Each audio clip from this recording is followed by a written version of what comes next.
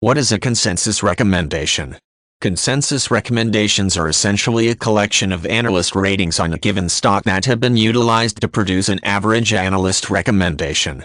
By identifying the key elements of each analyst recommendation, it is possible to determine what the overall recommendation is for dealing with the stock option.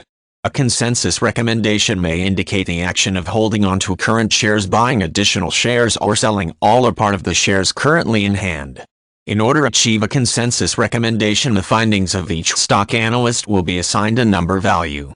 The type of recommended action inherent in the individual recommendations carry a different number value for each recommended action. For example, the recommendation to buy would often be identified as a 5, while a recommendation to hold current shares would merit a value of 3.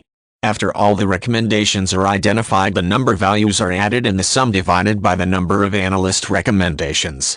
The resulting figure will represent the consensus recommendation. As an example, assume that a total of 6 stock analyst recommendations are collected for a given stock. 3 indicate to buy while 1 urges the sell of the shares and 2 recommend holding the stock. Using the number scale previously mentioned, this would yield a sum of 22, which would then be divided by the number of recommendations collected, which is 6. The end result is a consensus recommendation of 3.6, which is rounded to the closest number value of the selections cited, or 3. Thus, the consensus recommendation is to hold the shares for the time being.